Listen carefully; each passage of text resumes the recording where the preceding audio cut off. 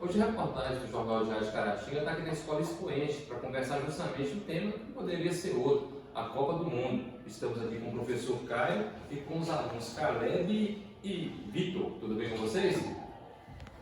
Aqui fizemos uma conversa inicial. Por exemplo, os alunos, a primeira Copa que eles têm a noção seria a Copa de 2014 no Brasil, não é isso? E o professor 2006. Vamos começar pelo professor. O que se recorda dessa Copa de 2006? Primeiramente, bom dia a todos, né? A Copa de 2006, né, eu tenho uma recordação um pouco leve por ela, porque eu já era muito novo.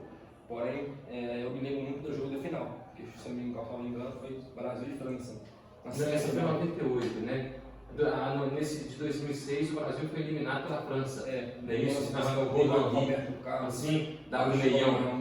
Lá e tomaram o gol de bobeira. Aí eles foram eliminados. Eu não sei se era final ou semifinal. Não, essa foi quartas, né? A final foi a Itália e a França, o jogo da cabeçada do Zidane, no Materazzi, né, que marcou. A cabeçada no Brasil.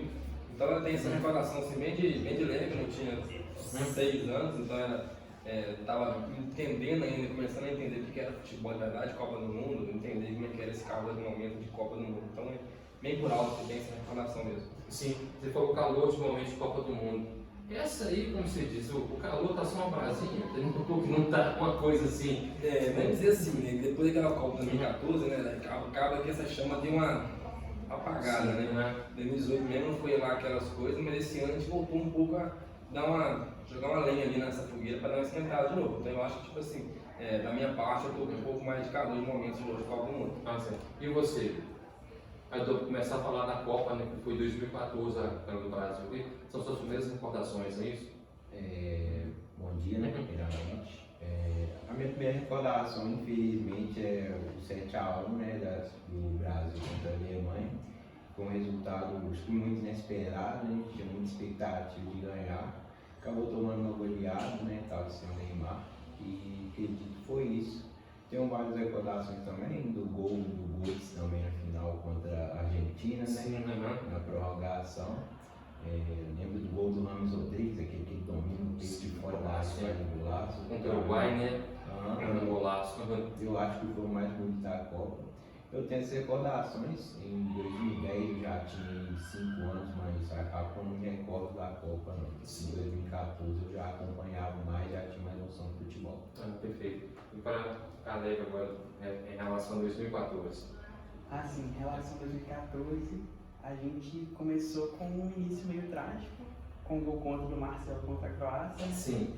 Acredito que ninguém esperava que começaria daquele jeito, mas logo depois o time conseguiu reagir. E a minha primeira experiência é com a do Vitor Hugo, né? Aquela magia. Graças a Deus, a gente tem essa primeira lembrança na Copa do Brasil, né? Que aconteceu no nosso território.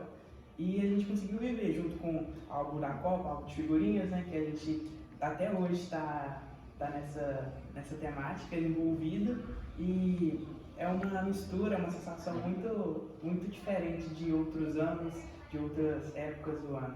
Sim. Eu também gosto de colecionar de figurinha. Eu confesso que até a Copa de 2002 eu colecionei, já tinha meus 33 anos. Pra você entender, eu tenho a álbum da Copa de 82, que era um chiclete, né, que a gente comprava. Uma coisa interessante para os alunos aqui é que a Copa do Mundo, pelo menos a minha percepção é essa, não se restringe apenas ao futebol. A partir do momento que um país se classificou, vocês têm interesse também, isso reflete em sala de aula, saber mais sobre aquele país?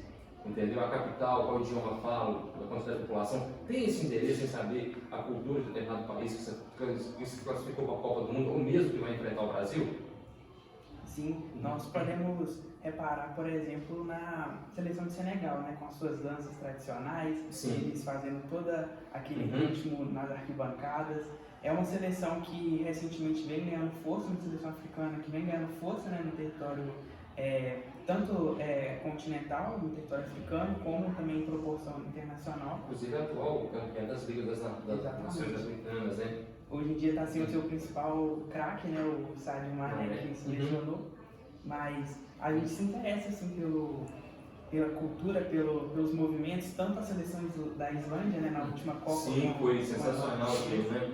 E é muito bacana, muito interessante. Ô, gente, quem quiser saber da Islândia, vai na música, tem umas bandas islandesas bem legais, Silver Boss, Silvia Cruz, vale a pena conferir. E você também tem essa curiosidade a respeito dos países? Eu procuro saber, sim, a maioria dos países que jogam contra o Brasil, ainda mais que gente que convive muito, assiste muito esporte, a gente acaba vendo história dos jogadores dos países, que às vezes a gente não conhece o país, muito menos o jogador. A gente acaba vendo história dos jogadores e vê algumas situações que eles enfrentam em seus países, às vezes boas, às vezes infelizmente situações ruins, e a gente acaba conhecendo, né, a cultura dos outros países. Alguma dessas histórias aí que você tomou conhecimento chamou mais atenção? Tem a história do Mané, né? Sim. O Mané, que sofreu um pouco, né, quando ele era mais novo. Hoje em dia ele ajuda muito o país dele, apesar de não jogar lá, ele jogar na Inglaterra, né?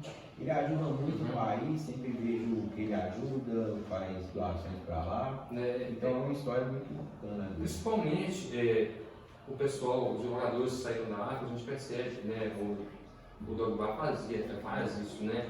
Ele tem uma comunidade social muito grande, né? E vocês percebem isso, eu pergunto pro professor, aquele negócio do atleta, do jogador, não ser apenas o jogador, que ele também teria uma função social. Com certeza, né? Sabe, jogadores hoje em dia profissionais de alto rendimento, eles têm uma possibilidade muito grande. Então, para as crianças, eles são os holofotes, vamos dizer assim. Então, fora de quadro e campo, eles têm uma importância muito grande. A gente vê o Thiago Ronaldo, as dancinhas dele, os seus modos de comemoração de gol, Neymar Júnior, entre outros. Então, eles têm uma parte social fora de quadro que é muito importante também, não só para criança, como para todo mundo. Aposto que todo mundo já deve ter feito uma brincadeirinha com a comemoração de gol dele quando faz um gol de futebol. Sim, né? E o futebol, até eu já citei isso outro dia, o esporte nos ensina certas coisas que, por exemplo, eu não vi no Brasil.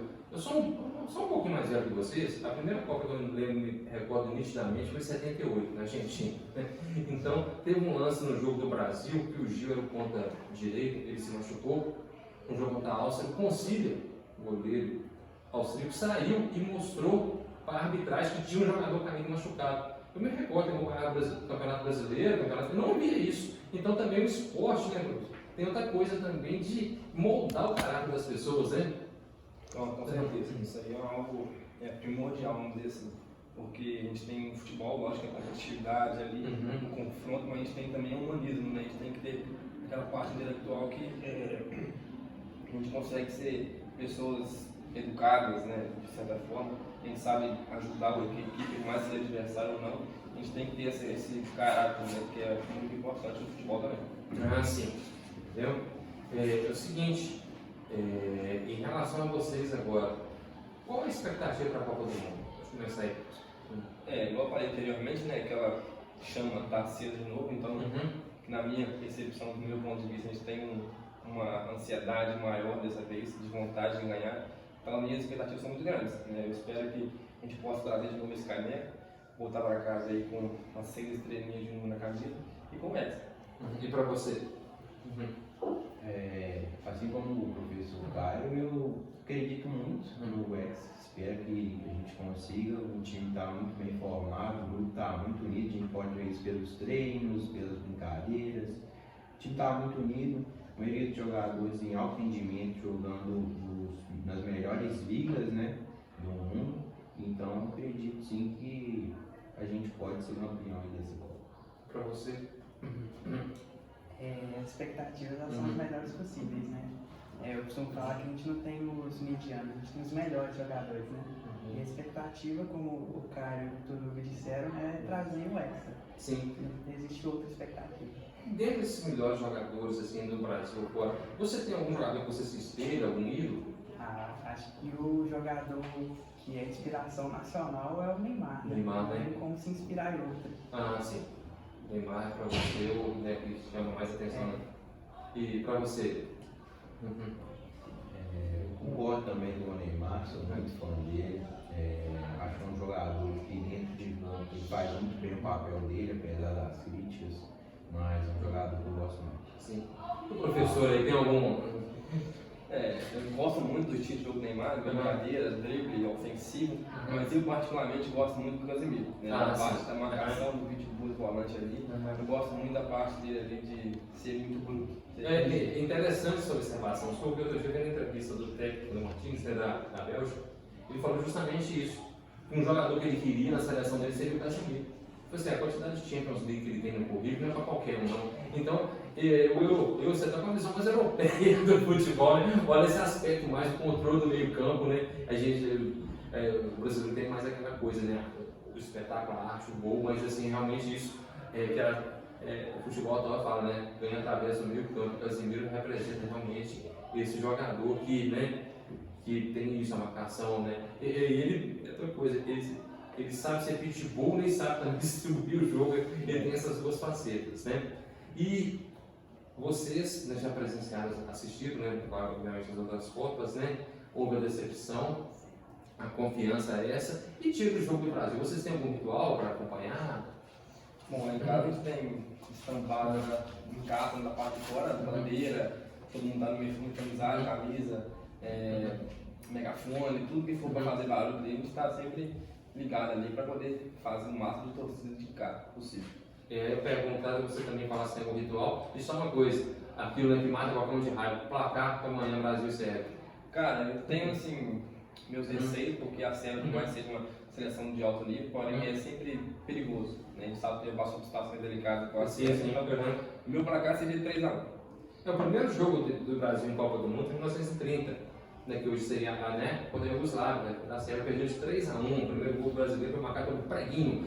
Vamos lá, e você tem um ritual e o placar do jogo? Lá em casa a gente gosta de reunir a família toda para assistir, geralmente faz alguma coisa para a gente comer enquanto vê o jogo, assiste, né? E é isso, todo mundo vai junto, galera, e assiste. E o placar? O placar eu vou colocar 2-0 no Brasil. Para você também, se tem a família, se tem ritual, você tem um ritual para acompanhar os jogos e o placar? Lá em casa, como ambos falaram, a gente tem o costume de reunir todo mundo, não pode faltar a amarelinha, né, no peito.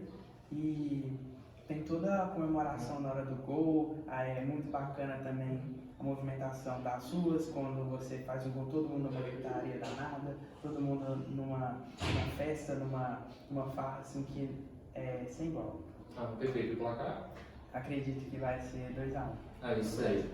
Gente, durante essa Copa do Mundo, o Diário de Caratinga vai trazer várias matérias, obviamente, sobre o assunto. Também vou acompanhar a nossa reportagem, vai acompanhar o movimento em bares, em ruas. Acompanhe a gente no Diário aí, que o Diário também é Copa Total.